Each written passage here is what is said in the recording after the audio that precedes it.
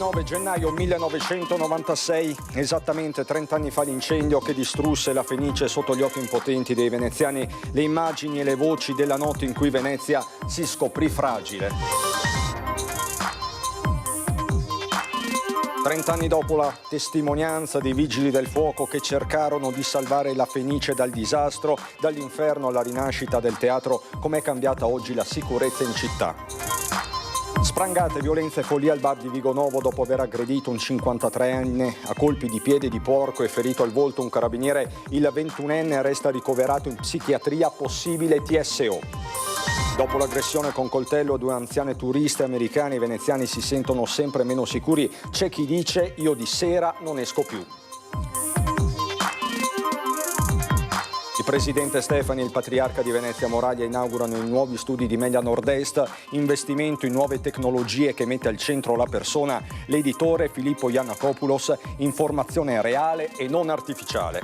Nascite record in 48 ore all'ospedale dell'Angelo di Mestre. Tra lunedì e martedì sono venuti alla luce 24 bambini, 14 fiocchi rosa, 10 fiocchi azzurri.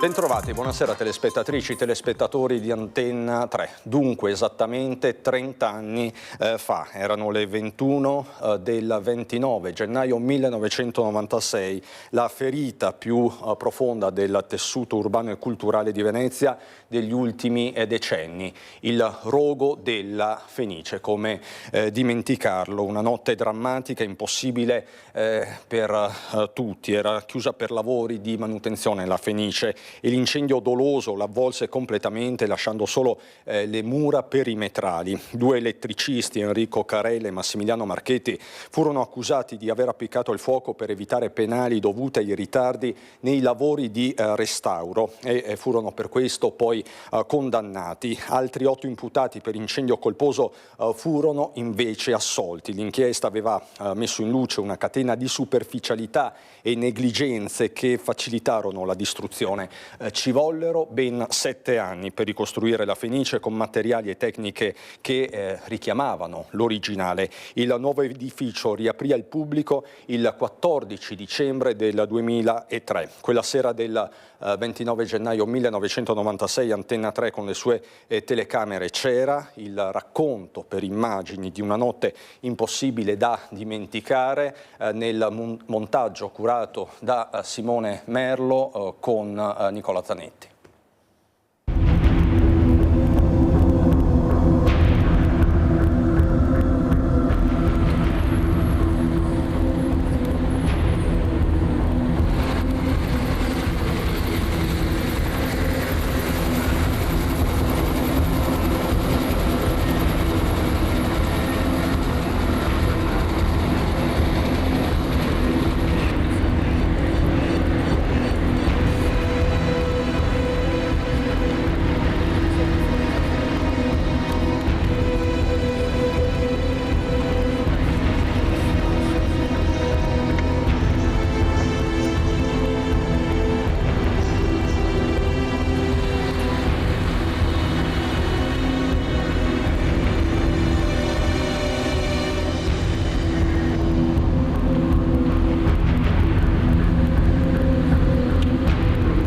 Fa impressione, ma soprattutto il sentimento di impotenza, il fatto di non poter fare assolutamente niente.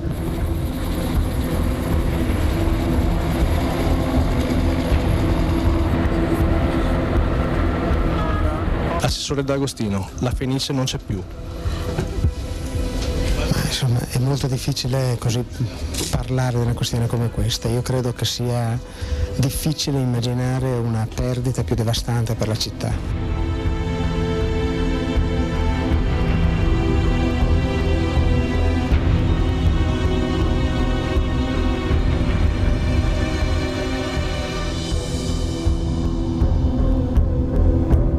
La Fenice sta bruciando. Che impressione ti fa? Terrificante, direi. Tu abiti qui vicino? Sì. La tua casa è stata evacuata, no? No, la mia casa no, ma questo è l'albergo di mio papà e quindi siamo un po' spaventati.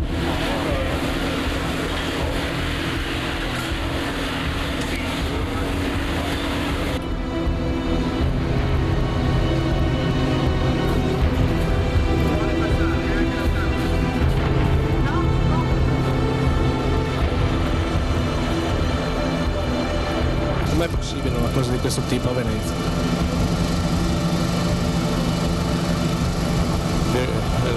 Lo dovremo verificare come è stato possibile. La fragilità di questa città si vede sempre di più. Incendi ce ne sono dappertutto, solo che non sempre l'incendiato è la Fenice.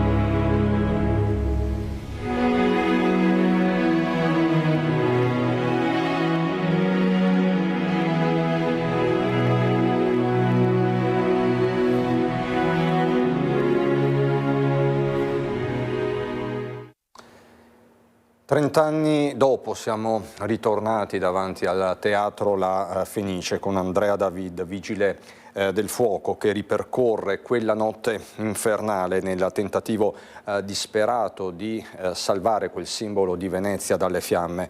Con lui anche l'allora comandante, che ricorda la grande angoscia provata e la necessità di salvare dal fuoco anche le case circostanti.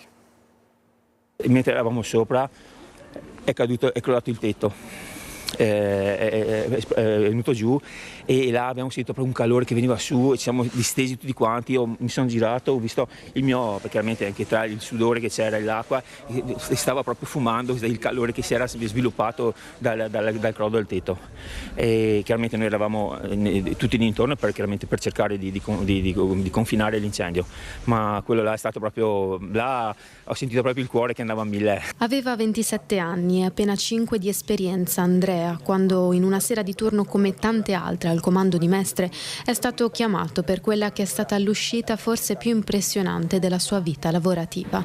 Il Teatro La Fenice stava bruciando e si doveva intervenire. Erano le 9 di sera quando 2 appartenenti alle forze dell'ordine hanno chiamato in caserma per dire che vedevano del fumo vicino al Teatro La Fenice. Sono partite immediatamente 2 squadre dalla sede centrale di Venezia, io sono partito insieme a loro e siamo arrivati alla Fenice, abbiamo aperto il teatro e siamo entrati. Ho visto tutti i colleghi stavano correndo a destra e a sinistra per prendere posizioni, praticamente per attaccare l'incendio. Mi ricordo che c'è stato un tecnico dell'Enel che mi ha detto: guarda che avrei bisogno di un tuo supporto perché i tuoi colleghi stanno lavorando una parte in tensione, e chiaramente mi sono staccato un attimo e ho aiutato questo tecnico a staccare, a sganciare. Poi ho preso la mia scala e sono scappato via per fare l'intervento. Le fiamme altissime e la difficoltà di contenere l'incendio. Venezia era illuminata a giorno dal fuoco e il teatro si vedeva bruciare dal Ponte della Libertà. Abbiamo sentito il rumore del fuoco che sta avanzando lungo la tromba delle scale, abbiamo lasciato il posto perché altrimenti verremo coinvolti dalle fiamme che stavano avanzando. Ci siamo salvati anche perché con l'aiuto dei colleghi del nucleo elicotteri che hanno gettato quintali d'acqua. La speranza di salvare la Fenice era ormai sbiadita, l'obiettivo contenere l'incendio affinché non si propagasse alle case vicine. Bisognava proteggere la città, bisognava proteggere le case vicine, bisognava proteggere i tetti di Venezia, bisognava procurare acqua perché i canali vicino alla Fenice erano chiusi perché li stavano pulendo, bisognava trovare l'acqua, quindi abbiamo posizionato la motonave in servizio al porto, l'abbiamo posizionata in Canal Grande e con delle tubazioni abbiamo portato tanta acqua per affrontare un incendio che necessitava di tanta acqua. Alle volte ripercorrendo le stesse strade e pensando a quello che è stato perso, però sapendo che abbiamo fatto un'opera immensa, perché lavorare in quelle condizioni al buio, con acqua chiaramente che c'era e quindi con poca acqua perché avevamo dei problemi un po' di acqua e quant'altro, e siamo riusciti a contenere l'incendio che non andasse a intaccare le case limitrofe. E la Fenice, fedele al suo nome, risorse. E c'è anche il racconto del primo giornalista giunto sul posto.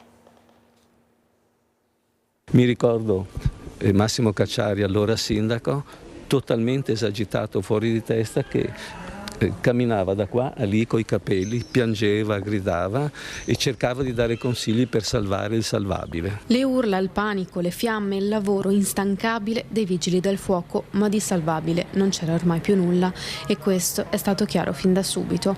Uno dei primi a raccontarlo, il giornalista Maurizio Crovato. Per caso ero a Venezia e dall'altana di casa mia ho visto questo bagliore rosso e per caso nella mia vita ho fatto anche il vigile del fuoco, per cui mi sono subito allertato e sono venuto esattamente qua avvisando una troupe e abbiamo fatto subito di notte le dirette.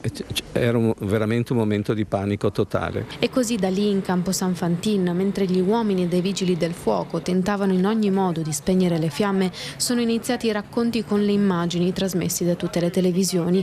Un pezzo di Venezia stava bruciando, se ne stava andando, e con lei un pezzo di cultura del nostro paese. È stato un momento di grande ripensamento per la città. Infatti, se vediamo i piloni dell'antincendio, c'è stato, come anche ha detto più volte il sindaco Cacciari, un ripensamento sulla prevenzione, sulla cultura, sulla difesa della città. L'incendio alla Fenice è stato importante per capire che questo nostro patrimonio deve essere tutelato, ma ci vuole tanta prevenzione. Ne è nato un impianto unico al mondo, formato da circa 60 km di tubazioni con circa 800 bocche da incendio prima inesistenti, all'interno delle quali si trova acqua in pressione con portate notevoli che consentono oggi alla città di Venezia di affrontare gli incendi con acqua pulita, con getti che arrivano ad altezze tali da raggiungere i palazzi, e costituisce anche una riserva idrica per le attività ad alto rischio. Quel momento è servito perché successivamente ha permesso di fare delle considerazioni su quella che era la sicurezza, e da quel momento si è iniziato a pensare alla sicurezza di un contesto fragile, quello è appunto Venezia, che aveva bisogno di interventi all'interno e sulle strutture, ma che aveva anche bisogno di interventi su quella che era la rete idrica che permetteva ai vigili del fuoco e che permette oggi ai vigili del fuoco di spegnere quegli incendi con celerità. Veniamo a un fatto che ci riguarda da vicino, il taglio del nastro oggi pomeriggio a San Biagio di Callalta per i nuovi studi di Media Nord-Est, un investimento in nuove tecnologie che mette però al centro la persona. Presenti il Patriarca di Venezia, Monsignor Francesco Moraglia, e il Presidente della Regione del Veneto, Alberto Stefani. Qui facciamo informazione reale, non artificiale, ha detto l'editore del gruppo, Filippo Iannakopoulos.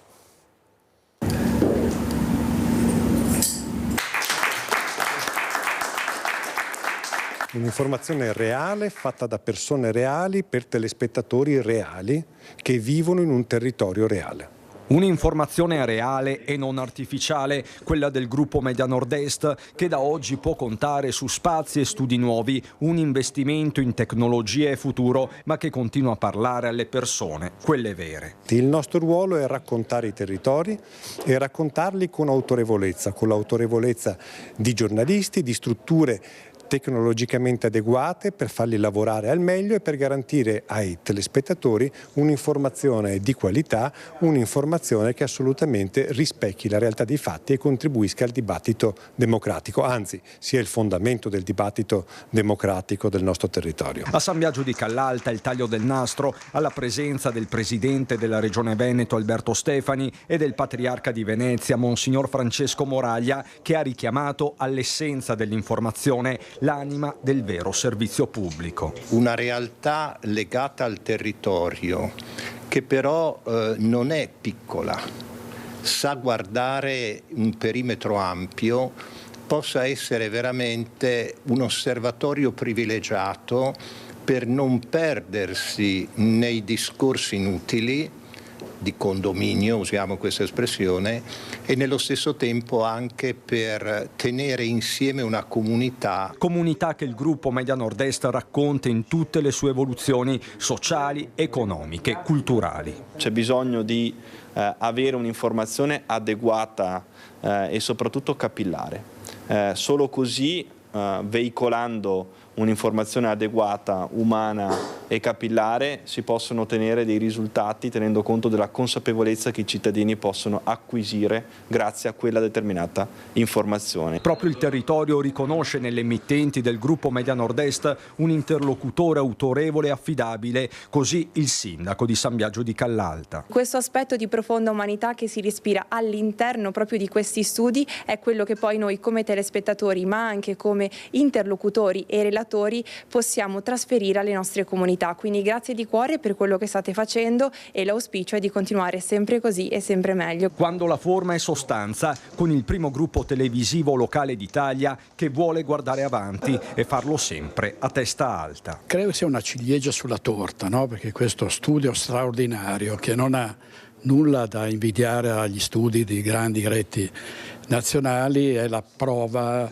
la dimostrazione della crescita di Media Nord-Est dal punto di vista tecnico, dal punto di vista della professionalità e anche dell'immagine. Come dice sempre il nostro editore Filippo Iannacopoulos, noi siamo sempre dalla parte dei cittadini e soprattutto diamo voce a tutti. Qua non ci sono amici degli amici o dei parterre schierati, ci sono le persone, ci sono i politici dell'una e dell'altra parte. Che sia un luogo di serenità, di rispetto reciproco, soprattutto di chi magari ha meno voce in capitolo. Dio Onnipotente, Padre, Figlio e Spirito Santo, dice.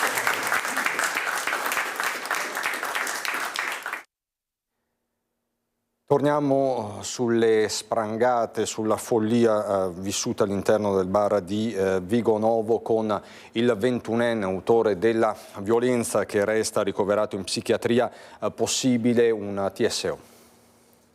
Nessun fermo almeno per ora, ma potrebbe scattare un TSO, trattamento sanitario obbligatorio per Thomas, il 21enne di Vigo Novo, autore del violento pestaggio al Bar Canova. Il giovane resta ricoverato in psichiatria a Dolo dopo una nuova crisi, durante la quale ha ferito lievemente al volto un carabiniere intervenuto con una pattuglia allertata dai residenti. 2 giorni prima aveva massacrato senza motivo apparente, ma in preda ad un raptus per l'uso prolungato di sostanze stupefacenti, Ivan Panizzolo, 53 anni, colpendolo con un piede di porco e causandogli ferite giudicate gravi con 25 giorni di prognosi. Un'escalation di violenza che ha sconvolto il paese. La nonna dell'aggressore chiede scusa pubblicamente alla comunità e alla vittima. Le sue parole: mi conoscono nel paese, io ringrazio tutti quelli del paese, mi scuso con il paese, sono dispiaciuta ma non sono queste le parole che posso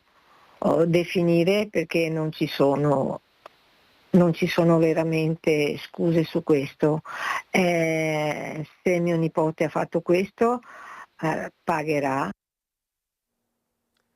Continuano le indagini per chiarire ancora molti aspetti dell'omicidio del barman 25enne Sergio Tarna. Domani si svolgerà il secondo interrogatorio al 38enne di Spinea, Andrea Vescovo, ritenuto il complice del vigile 40enne Riccardo Salvagno. Nel primo interrogatorio Vescovo, difeso dall'avvocato Fabio Crea, si era avvalso della facoltà di non rispondere. Domani le sue dichiarazioni potrebbero dare una svolta alle indagini, in primis chi abbia sparato a Tarna la notte dello scorso 30 dicembre nelle campagne di Malcontente. Intanto si attende ancora il rientro dell'auto dalla Spagna. La speranza degli inquirenti è che all'interno possa esserci l'arma del delitto. Dopo l'aggressione con coltello a 2 anziane turiste americane, i veneziani si sentono sempre meno sicuri. C'è chi dice: io di sera non esco più. Di sera non giro più, cerco di girare solo di giorno, non è più come una volta Venezia. Venezia non è più la città di una volta. Diciamo che una volta era più sicura, adesso meno. Certo, sì, questo sì. Non mi sento più sicura come una volta. Non posso più andare a mangiare la pizza con le amiche di sera, questo sì. La zona più interessata è sempre vicino a Rialto, è proprio la zona lì dove ci sono delle volte delle cose molto spiacevoli. Poi anche il coinvolgimento di queste pickpocket, no? Le classiche pickpocket, ne hanno non solo i turisti ma soprattutto anche persone anziane, soprattutto sì. Si sentono sempre meno sicuri i veneziani, soprattutto gli anziani, anche alla luce dei recenti episodi in città.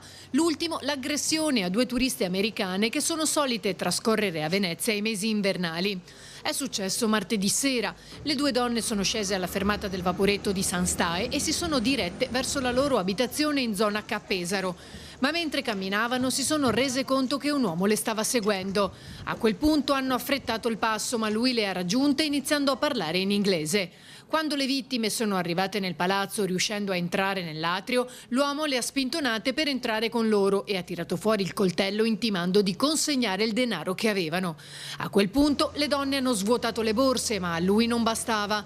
Terrorizzate si sono messe a urlare così forte che i vicini le hanno sentite e sono accorsi mettendo in fuga l'aggressore, un uomo che hanno descritto come alto, grosso, con i capelli neri e la barba scura. Le donne hanno sporto denuncia, ma ora in zona c'è timore che possa tornare. Voltiamo decisamente pagina, nascite record in 48 ore all'ospedale dell'Angelo di Mestre. Tra lunedì e martedì sono stati 24 i primi vagiti al reparto di ostetricia e ginecologia. I fiocchi rosa sono stati 14, 10 invece quelli azzurri, 15 italiani, 9 di origine straniera, 5 nati da genitori bengalesi, gli altri da Guinea, India, Moldavia e Cina. Dei 24 neonati, 14 torneranno a Mestre, 3 a Mira, 1 a Venezia, 1 a Cavallino, 1 a Dolo, 1 a Spinea, 1 a Camponogara, 1 a Zero Branco, 1 a Mogliano. Questa è la fotografia che arriva dunque dall'ospedale dell'Angelo di Mestre, e con questa fotografia chiudiamo la nostra edizione veneziana dei telegiornali. Subito dopo la sigla c'è il meteo. Buona serata.